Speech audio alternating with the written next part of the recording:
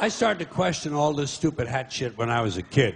When I was a kid, I was a Catholic, at least until I reached the age of reason, okay? So, I was a Catholic for about 2.5 years, something like that. And during that time, one of the things they told us was that if a boy or a man went into a church, he had to remove his hat in order to honor the presence of God. But they had already told me that God was everywhere. So I used to wonder, well, if God is everywhere, why would you even own a hat? Why not show your respect? Don't even buy a fucking hat. And just to confuse things further, they told the women exactly the opposite. Catholic women and girls had to cover their heads when they went into church.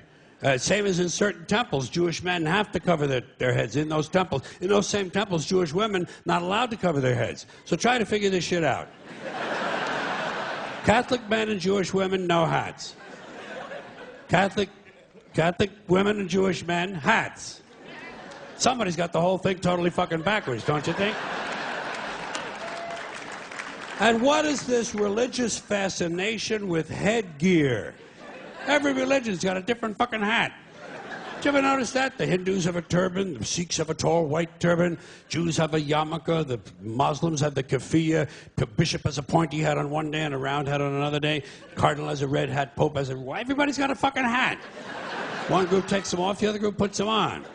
Personally, I would never want to be a member of any group where you either have to wear a hat or you can't wear a hat.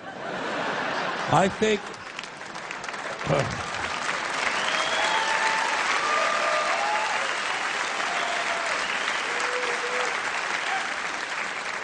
I think all religions should have one rule and one rule only: hats optional. That's all you need to run a really good religion. Here's another one of these civic customs. Swearing on the Bible. You understand that shit? They tell you to raise your right hand, place your left hand on the Bible. Does this stuff really matter? Which hand? Does God really give a fuck about details like this? Suppose you put your right hand in the Bible, you raise your left hand. Would that count? Or would God say, sorry, wrong hand, try again? And why does one hand have to be raised? What is the magic in this gesture? This seems like some sort of a primitive voodoo mojo shtick. Why not put your left hand on the Bible, let your right hand hang down by your side? It's more natural. Or put it in your pocket. Remember what your mother used to say? Don't put your hands in your pockets. Does she know something we don't know? Is this hand shit really important? Well, let's get back to the Bible, America's favorite national theatrical prop. Suppose the Bible they hand you to swear on is upside down, or backward, or both, and you swear to tell the truth on an upside-down, backward Bible. Would that count? Suppose the Bible they hand you is an old Bible and half the pages are missing. Suppose all they have is a Chinese Bible in an American court, or a Braille Bible and you're not blind. Suppose they hand you an upside-down, backward Chinese Braille Bible with half the pages missing.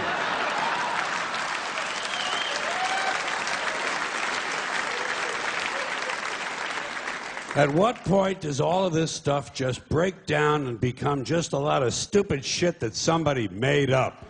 They fucking made it up, folks. It's make-believe. It's make-believe. Now, all right. Okay.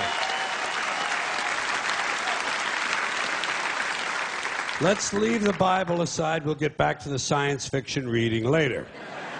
The more important question is, what is the big deal about swearing to God in the first place? Why does swearing to God mean you're going to tell the truth? Wouldn't affect me. If they said to me, you swear to tell the truth, the whole truth, and nothing but the truth to help you God, I'd say, yeah. I'll tell you about as much truth as the people who wrote that fucking Bible. How do you like that? Huh?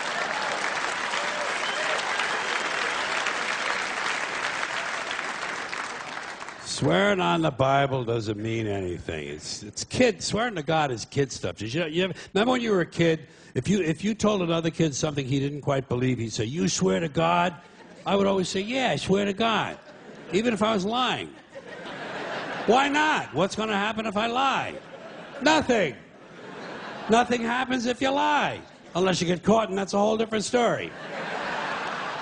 Sometimes a kid would think he was being slick with me, and he'd say, "You swear on your mother's grave?"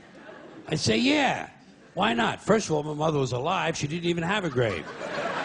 Second of all, even if she was dead, what's she gonna do? Rise from the grave and come and haunt me? Come and haunt me? All because I told a lie to an 8-year-old? Get fucking real, will you?"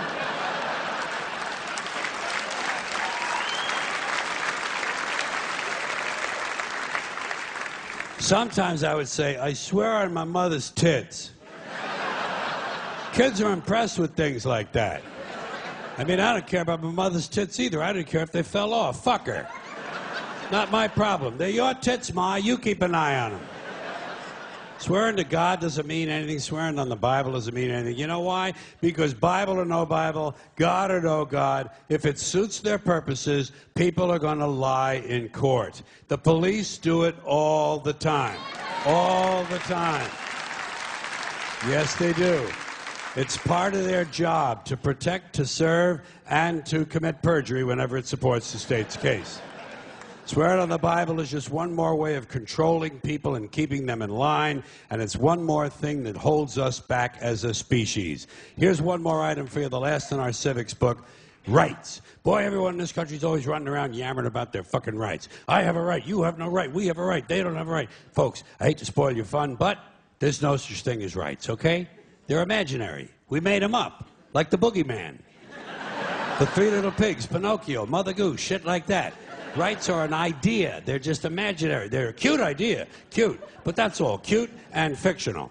But if you think you do have rights, let me ask you this. Where do they come from? People say, well, they come from God. They're God-given rights. Oh, fuck. Here we go again. Here we go again. The God excuse. The last refuge of a man with no answers and no argument. It came from God. Anything we can't describe must have come from God. Personally, folks, I believe that if your rights came from God, He would have given you the right to some food every day, and He would have given you the right to a roof over your head. God would have been looking out for you. God would have been looking out for you. You know that? He wouldn't have been worried about making sure you have a gun so you can get drunk on Sunday night and kill your girlfriend's parents. But let's say it's true. Let's say God gave us these rights. Why would He give us a certain number of rights?